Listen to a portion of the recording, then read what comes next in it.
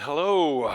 Nice to meet you all. I'm Professor Buongiorno in the Department of Nuclear Science and Engineering at MIT, and we're going to talk about the transformative power of nuclear batteries in advanced industrial production.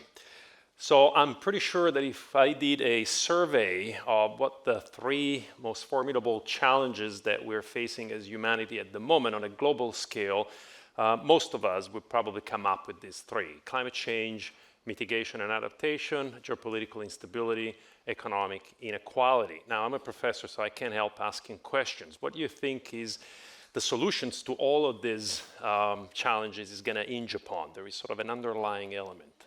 Let's see, anybody wants to venture a guess?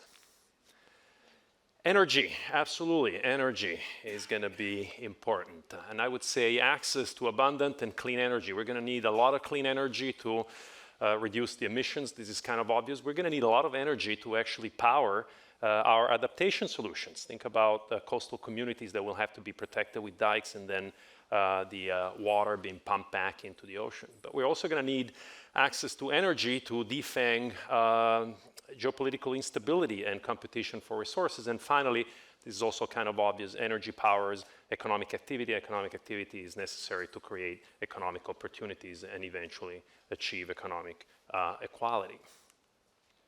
So what do we use energy for? Well, all sorts of activities, particularly industrial activities. So if you think about the history of how we've been using energy, at the beginning, the energy sources and the energy users were co-located. This goes back to my home country of Italy.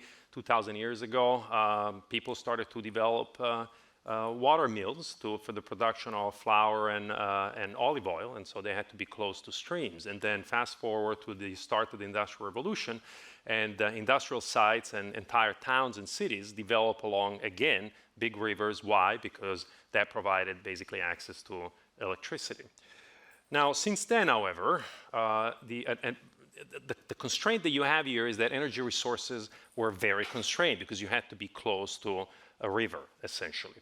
So over the past couple of hundred years, the energy system has radically transformed to maximize access to primary energy sources. An example is shown here for both China and the United States.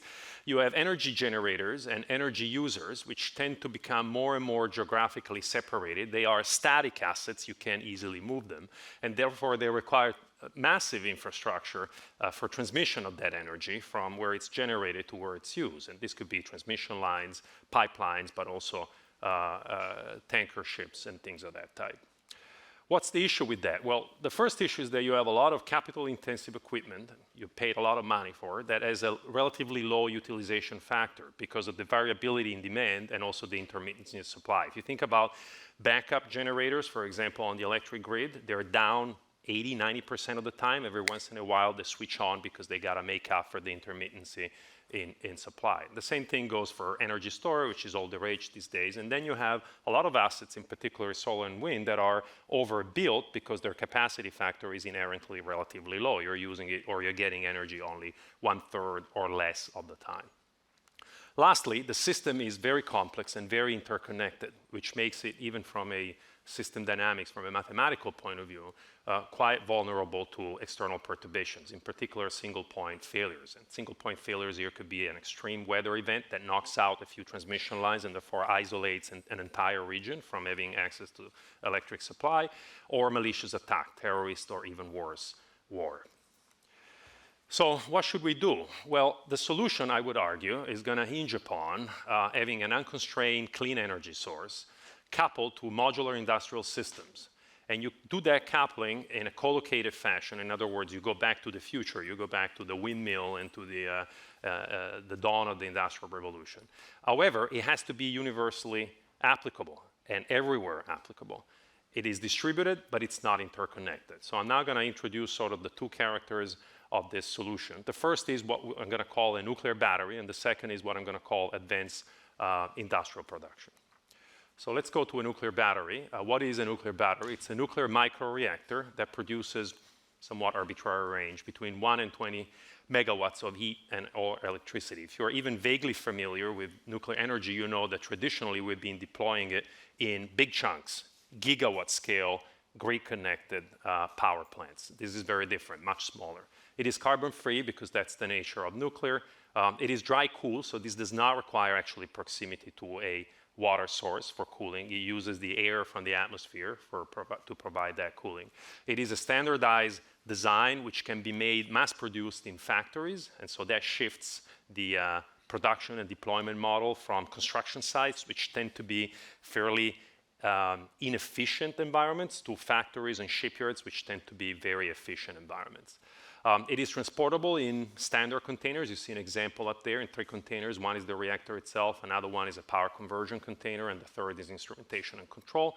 It's a plug-and-play system, which means you get heat and or electricity, whatever you're interested in, within days or weeks from the time that set of containers arrives to the site. For economic reasons, you cannot afford to have a lot of operators on site, so it has to be designed to be semi-autonomous. So you can't have a lot of human beings there basically operating it. And it's sufficiently simple and small in size that it can be designed to be that way. Very importantly, it can operate for 5 to 10 years and provide that energy on demand, and then at the end it has to be refueled. And unlike traditional large nuclear power plants, which are refueled on site, this is shipped in one piece back to a centralized facility where it's opened, defueled, refueled, refurbished, and either sent back to the same site or sent to a different site. So one of the reasons why we call these batteries is because the idea is to have one size fits all. You have a large fleet of completely interchangeable, identical batteries. The implication of this refueling mode is that you don't need, or the customer does not need, to either handle or store radioactive material, the so-called spent fuel, on site, but it's all done centrally. It is a very small footprint. This is, I understand, it's pretty tough to read, but that little green rectangle that you can barely see would be the physical size of a 10 megawatt nuclear battery, and that's how it compares to a nominal 10 megawatt either wind turbine or solar farm. So very, very compact energy source. And lastly, there is quite a bit of excitement now in the United States because unlike the traditional large-scale reactors, which are now primarily being built in places like China, South Korea, Russia, India, etc., these smaller machines, the vendors in the United States and Western Europe have the lead. And so there is also a little bit of country-specific incentive here. So that's the nuclear battery. The second actor here is what we call advanced industrial production. What is advanced industrial production? Essentially any process, any industrial activity that can be modularized and mobilized, or effectively containerized. Why is it important? You can deploy it in increments, so you can build your capacity in small chunks, and I'll show you what that does in terms of economic attractiveness. It's a plug and play, again, minimal civil work, not construction site-based, but factory-based approach, and matches the revenue to that quite quickly. So it actually minimizes also the risk of underutilization of high capital assets. Some examples of what we refer to as advanced industrial production are shown in this slide. On the top left, you see, on the very top left, you see a traditional, more or less, mega data centers. That could be, $500 million. It takes 2 years to build. It requires an enormous amount of energy. And right next to it, you see modularized, containerized data centers, which can be deployed much faster. Of course, if you want the same capacity, you need to deploy a lot more of those than a single one. But the idea is that the deployment model is substantially different. The same goes for pharmaceutical or medical facilities, which is the top right. At the top left, you have agriculture. Instead of continuing to allocate land and clearing a forest, etc., for agriculture, you can go with containerized hydroponics. It requires energy. And then at the top bottom, you have hydrogen, which is now, of course, being considered for transportation. So all of this, you can either go with sort of a massive centralized approach, or you can go with this containerized and mobilized approach. Okay, so if you put these two technologies together, these two innovations together, the nuclear battery and the advanced industrial production, you get what I think is a potential game changer. The example shown here could be an hypothetical site somewhere in the United States. We focus on states that are particularly suffering for the energy transition. They're losing some of their traditional economic bases because they were fossil fuel based. And so what you see here could be a site, for example, in Wyoming. You locate your nuclear batteries close to an iron ore, so you have a source of iron ore for some processes.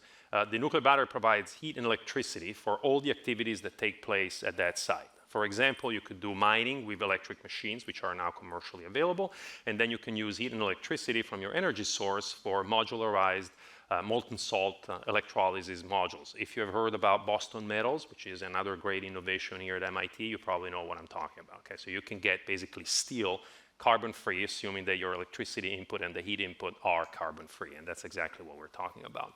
You can go even a step further, because once you have your steel in some form, it could be plates or it could be rods or whatever, you can actually further manufacture it and assemble it into a finished product. And so now what you're selling is not commodity steel, but it's actually finished products to either the domestic or the international markets. So the high-level characteristics of this system are as follows. You don't need any grids or pipelines. So you have massively reduced the need for expensive and interconnected infrastructure. You have shortened the markup chains. The way our market works, or the way we produce things, is that you have commodity producers, and then that commodity is sent to a different company, and they have a markup there, and then it's sent to the final distribution, et cetera. You can basically compress that markup chain dramatically if you take this approach. It allows for incremental provisioning, and I'll tell you what it is in the next slide. And finally, you can, with a straight face, say then your final products are truly carbon-free, because basically there is no carbon emissions throughout the whole production process. Okay, so what is this business of incremental provisioning that I'm talking about? Well, I already talked about co-location. Incremental provisioning means that you're not deploying all the capacity that you might need in the future at one point at the beginning of your project, the way that you would do if you're forced towards large facilities, but you're actually deploying modularly the capacity as you need it. So the example that I want to show you here, and this is I have to deconstruct this plot for you, is for steel once again. And just to prove our point, we actually took a steel that is not particularly high-end. It's not a high value added. It's actually fairly commodity. And so it goes for about $800 per metric ton. So you got three curves here. The gray curve is a generic demand factor. So you might have sort of a period. By the way, on the x-axis, it doesn't say here, but that's time. So that's the number of years of the project. So the gray curve first starts off, so there is a ramp up in demand, and then it stays constant for a few years. And then also here, we're simulating that there is some kind of crisis that softens the demand for that particular type of steel, and then it catches up again. So that's your gray curve.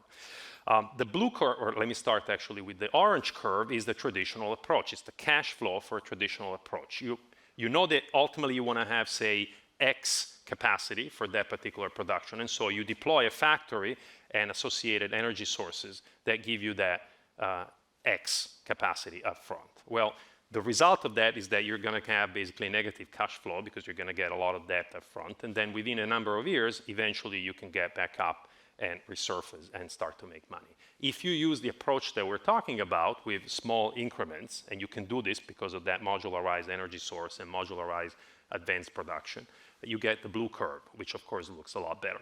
Essentially never goes negative. In reality, if I were to zoom in on that first year, you would see that for a few months, of course, it is negative because you still have to put some capital up front for that initial deployment. But this is the power of incremental provisioning. So from an economic attractiveness point of view, if you are an investor, this makes a lot of sense. Now, the beauty of this is that I show you the example of steel, but this trick can be done across every sector of the economy. There is a timeline here that shows which applications would make sense to start from, primarily because you either have an expected higher margin, so you're basically up against more expensive competition, or because there is an early need.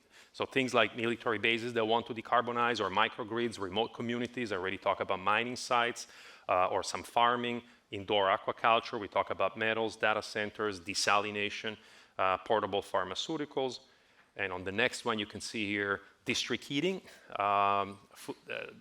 flood production, which I mentioned at the beginning, will be more futuristic space installations. You can convert freight shipping to clean using this type of systems, e-vehicle charging stations, hydrogen electrolyzers, and so on and so on. Why does this matter? Well, because all the attention at the moment has been going into let's decarbonize the grid. Well, even if we were to decarbonize the grid overnight perfectly tomorrow, guess what fraction of the total CO2 emissions we would eliminate? Any guesses? I'm sure some of you in the audience know. About a quarter. So about a quarter of our emissions come from electricity generation. On the other end, with this approach, you would be theoretically decarbonizing the whole economy. So that's also the value proposition of this thing. So with that, barely in time, and I'm happy to move on to the next one here. And is there a next speaker? So thank you for the attention.